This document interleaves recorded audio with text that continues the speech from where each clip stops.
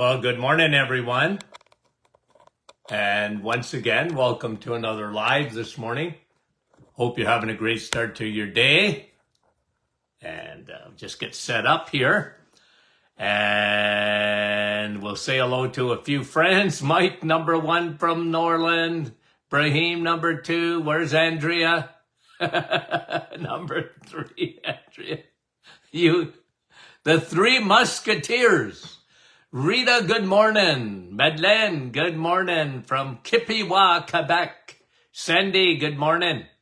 Nativity. And Lori and Ryan from Sarasota, Florida. Nick from our staff. And Mary from Norwich, good morning. Kevin, Oshawa, Wendy, Markham. Jeanette from our staff. And Wanda from Ridgeway, good morning. Deb from Cambridge. Chantal. Ottawa, Elaine. St. John's, Newfoundland. Irene, how are you? Tina, how are you? Cheryl, West Virginia, good morning. Carol from West Virginia. And Georgie, Halifax, Nova Scotia. Yolande, bonjour. And Fran from Orangeville. Jeanette, how are you? Donna, Park Hill. Darlene, West Virginia. What's going on this morning? Suzanne, Edmonton. And Catherine, Newfoundland. Jeanette, how are you?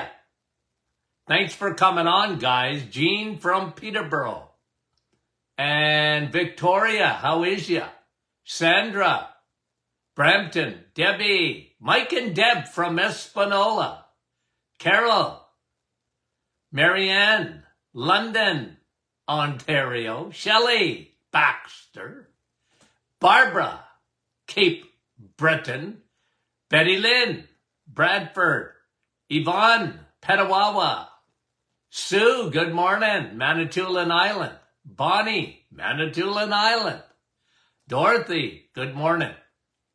And Lise is saying hello to Yolande, Maureen, Diane, Thunder Bay, and Deb from Motown. Rose, good morning. And Elaine, couple of more guys.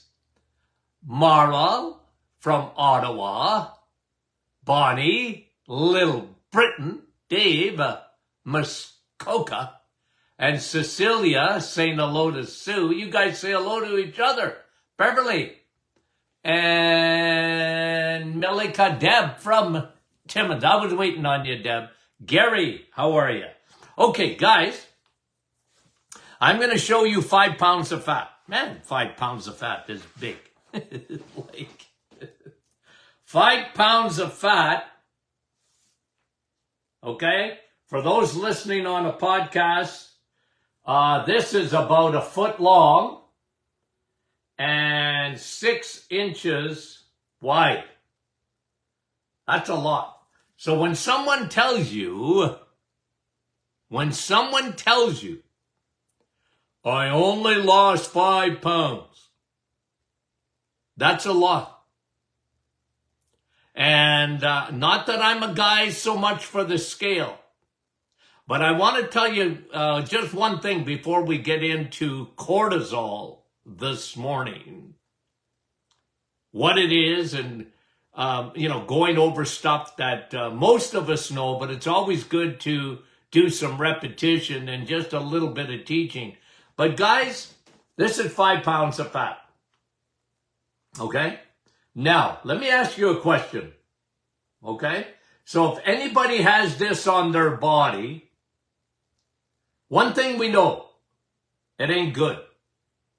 But where does it come from? Okay, this is the question I want to ask. Is this belly fat? Is this, okay, let's assume it's around the belly.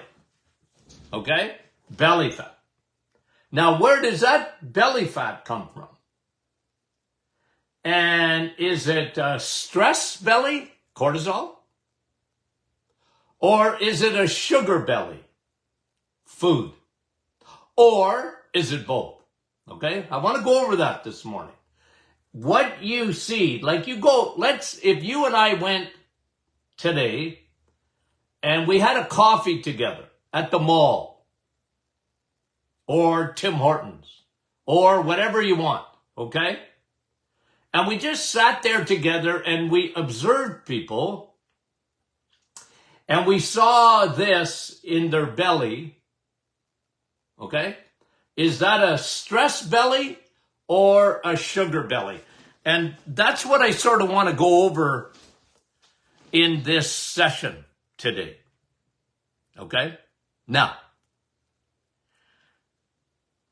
cortisol, your friend, it wakes you up in the morning. Okay? Cortisol is a hormone secreted by the adrenal glands, adrenal on top of kidneys. They're like the size of chestnuts. Okay? They're not very big, but they're very powerful. Your adrenal glands. Okay? And just a couple of points. One, unless you have Cushing's or Addison's disease, doctors don't even think of your adrenals. It's not, they never test cortisol unless you're pulling their teeth without anesthetic. They just don't look at that. But it's a very important hormone. Naturally, it wakes you up. What does that mean? Well, it elevates your blood pressure. It elevates your blood sugar. Okay? That's just what it does. It's really important that you understand that. It's part of what we call the circadian rhythm. Your cortisol going to be higher in the morning and lower in the afternoon and evening. That's just normal. It's cyclical, but not anymore. Okay? Not anymore. Not in the day and age that you and I live in 2024. Okay? Now, I've told you this in the past. My practice changed probably 20 years ago. Boy, time flies. Okay? And it was incredible because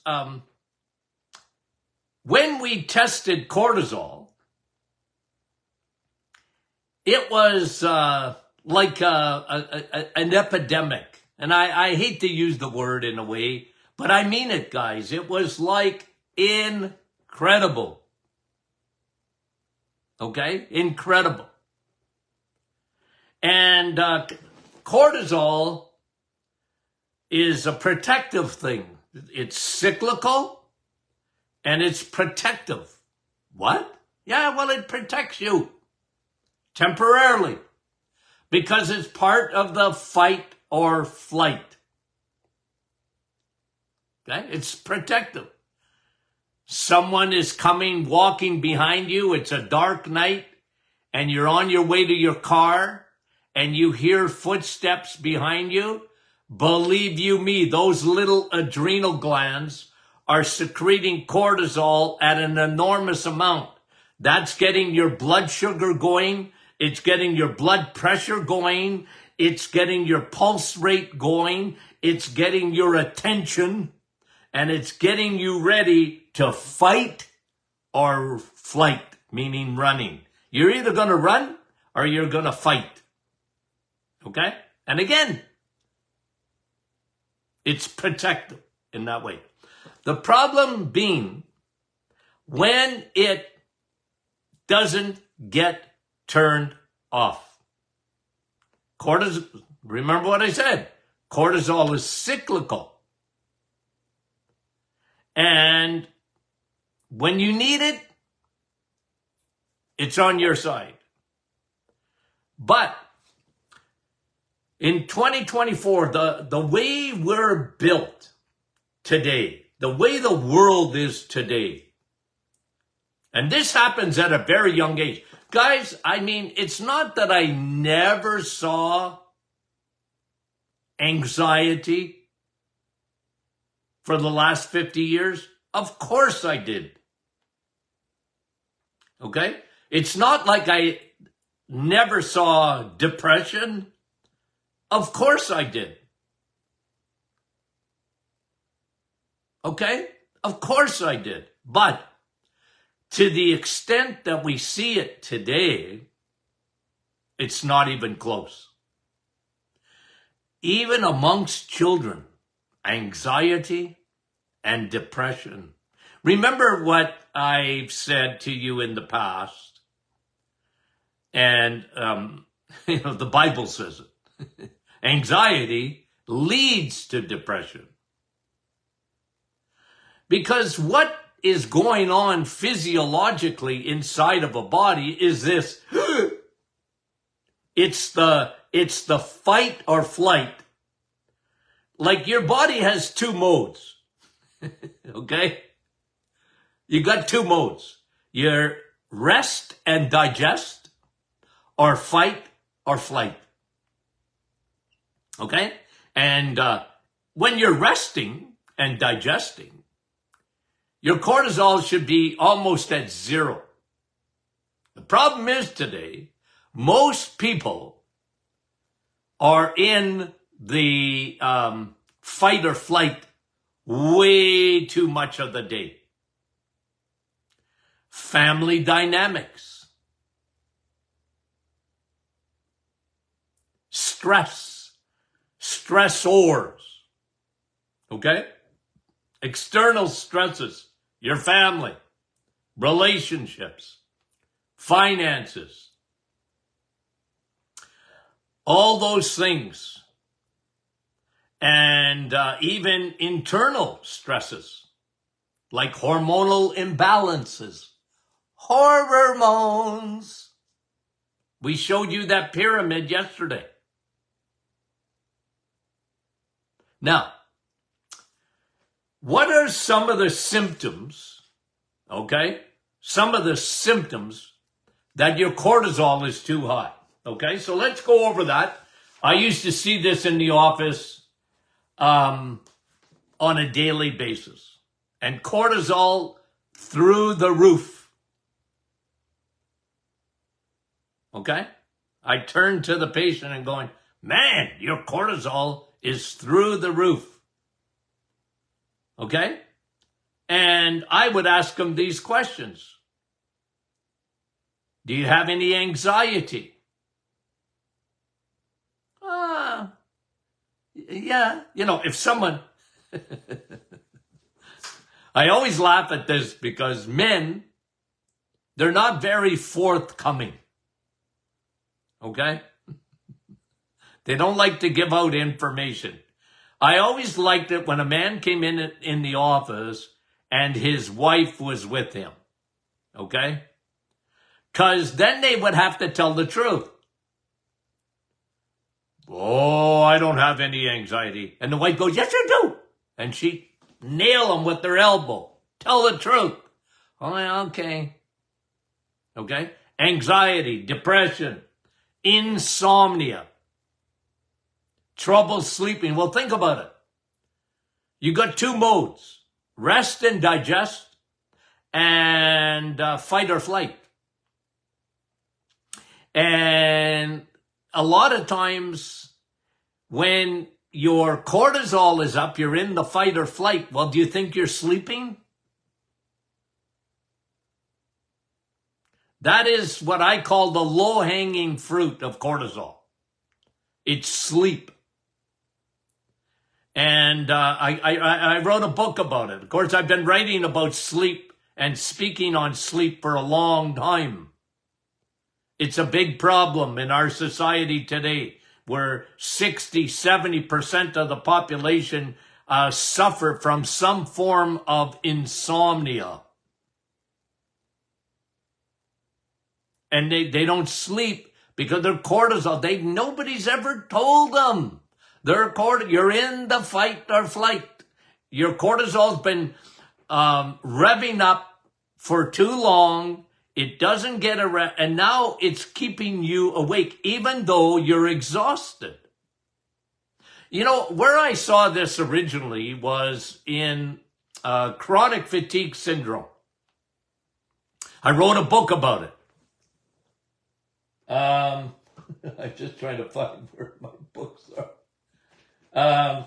Chronic fatigue syndrome, the modern woman's curse. Okay?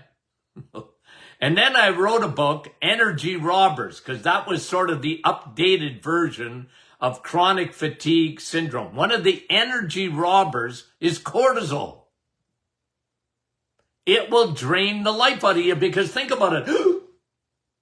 Think about that. You're uptight and your body, you see, one of the things that cortisol does, other than the fact that it keeps you from sleeping, is it elevates your blood sugar.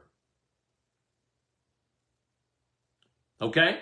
It elevates your blood sugar. And what goes up must come down.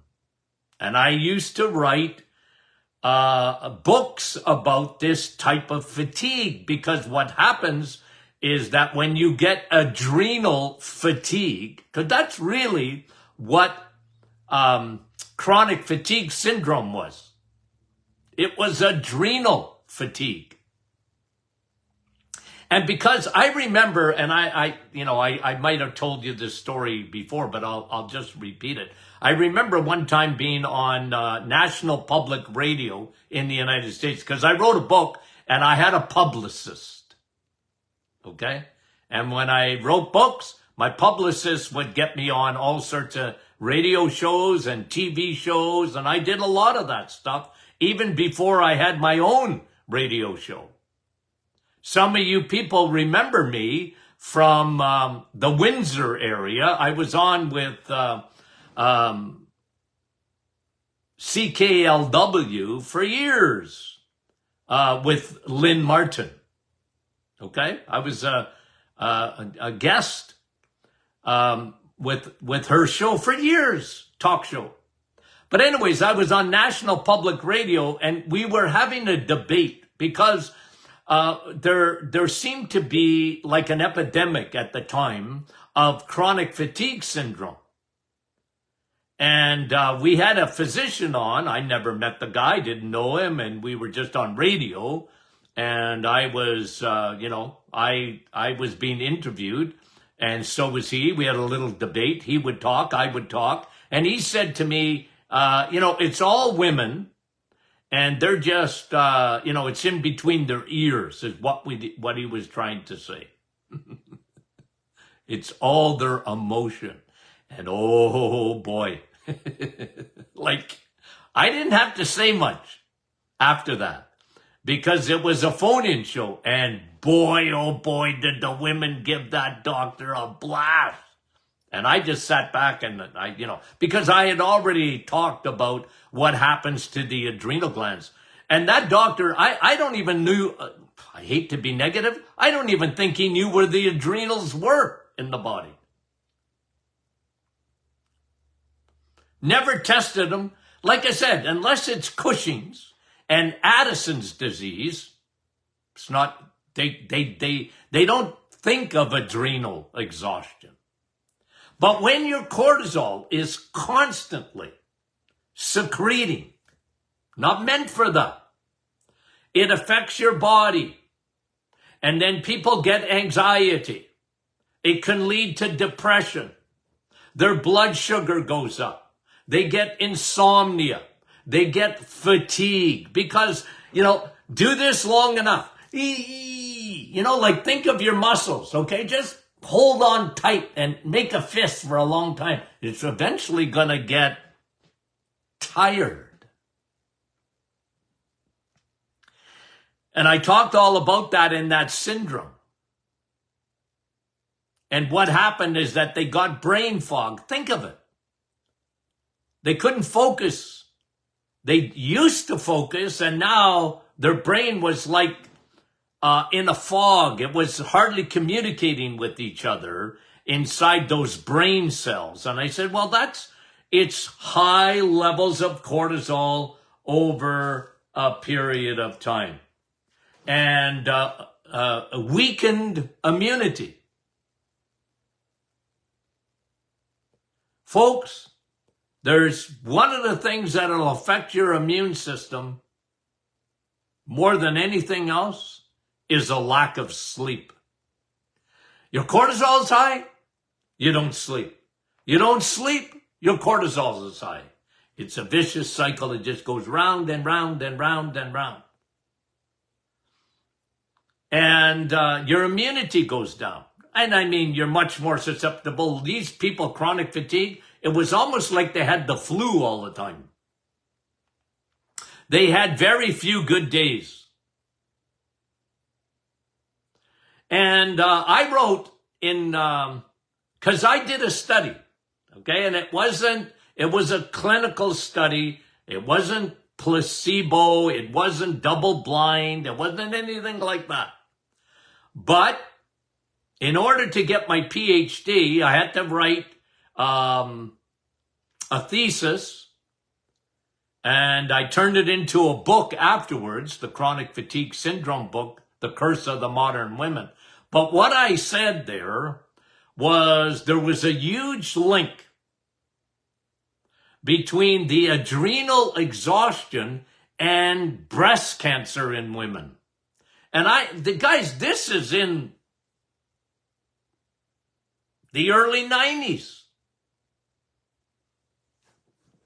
There was a link then between high cortisol, exhaustion, and breast cancer.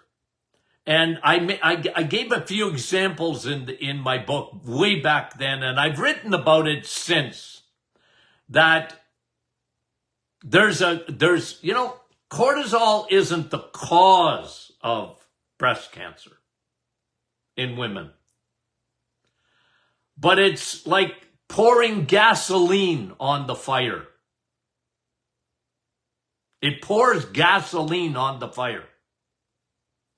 And women, and we used to do case histories. So, okay, you got breast cancer. Let's go back. And we asked a real exhaustive questionnaire. And one of the things is like about family dynamics. Divorce, bad relationships, a child being sick, taking care of a parent, an aged parent, in women. I'm just talking about women, not men. And it was almost invariable that you could trace a history of high cortisol and breast cancer. At the end of the day, there's other hormones involved. And I've talked about that for a long time too. Too much estrogen in a woman, not enough progesterone, and too much insulin. And then you add cortisol, you got a perfect storm, guys. And I talked about that 30 years ago. 30 years ago. And then measuring cortisol, it never got better, it got worse. I'm not talking about chronic fatigue. I'm just talking about in my office. As the world turns. Now, can I have a drum roll, please? Okay. And what was another symptom or another sign of high cortisol, especially in women? Drum roll. Belly fat. Belly fat. Yeah. So is it stress belly or sugar belly or both? Okay? Okay? And that's really, really important to understand that, because ladies, especially, cortisol will affect you differently than a man. I know there are no sexes today. Oh, that just raised my cortisol when I think about that. Guys, there's huge differences between men and women. I'm sorry that I have to even spell that out in the day and age we live in. Okay? I can't get over it that we would even talk about this for a minute. Okay? Now, belly fat. Belly fat. And listen, this is really important too. Really important that you hear this. Okay? So, anxiety, depression, insomnia, fatigue, weakened immunity, and belly fat, okay? And the other thing is too, okay, this is a physiological response to high cortisol, okay? It will elevate insulin resistance on its own. You know what I talk to you about metabolic syndrome all the time? 93%. One of the factors, now we don't talk about this too much, but one of the factors, of course we know it's food, but they go together in this sense. Think about it. You don't feel good. You're not getting into the rest and digest. Okay? And you're revved up, and then you're not sleeping, and then you get tired, and you know what happens? This is almost invariable. Your blood sugar skyrockets because cortisol is doing that, but what goes up must come down. Now your blood sugar is low. Guess what you're reaching for when it comes to food? A quick fix. A quick fix. Your body is looking for a quick fix. Your brain, guys, remember, that's headquarters. Okay? Your brain is headquarters. And when it senses that your glucose has gone down, your blood sugar has gone down, it says, hey, have something quick. Okay? Have something quick. So your brain is telling your body, you better eat. And really, what happens is that you're picking the wrong fuel. You guys know me. I talk about fuel all the time, all the time, all the time. Fuel. Pick the right fuel. But that's not what happens usually when your cortisol is elevated and you're fatigued, you're drained. You look for crappy food. It's like you're a wood stove and you want, give me paper, at least I'll have a fire. It won't last long, but at least I'll have fire. Let's burn paper. And maybe throw a few twigs in there. Yeah, well, that's not going to keep you going. Yeah, I know, but I just want a little bit of fire. And that's what your body does. And that is a contributor, belly fat. You're eating the wrong food. You're eating carbs. Now you not only have a stress belly, but you have a sugar belly on top of it.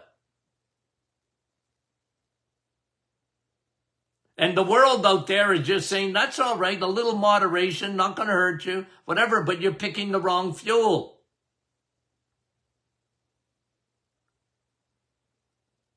Okay? You're picking the wrong fuel.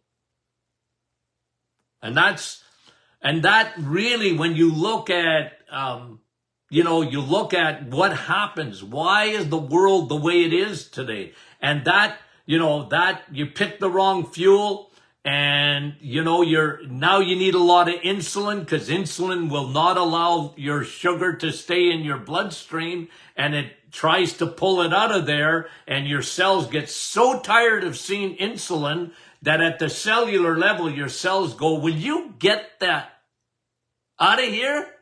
I'm sick of you. And then you develop insulin resistance, which creates inflammation in the body. Cortisol, inflammation, blood sugar fluctuations, insulin resistance over a period of time, independent in a way of what you're eating. But when you don't feel good, crappy carbs. Give me a quick fix, like cocaine. Sugar's like cocaine. A quick fix. Good for you? Is cocaine good for you? No. Neither is sugar. And especially high fructose corn syrup. The antichrist of sugars. Okay. Well, listen. We're going to have to do a second session on this. Because I want to show you, I want to talk to you about what to do. What to do. Because that's important too, isn't it? Okay, guys. Did you have fun talking about, did I stress you out? Okay? Oftentimes, I stress myself out. No, I'm good, guys. Really, okay? Okay, is it a stress belly or a sugar belly? Okay, it's a good question, isn't it? Okay, guys, we love you dearly. Okay? I got to talk to you a little bit about hormones too. A little bit more, because what cortisol does, it messes with your hormones. Okay, we love you dearly. We'll talk to you soon.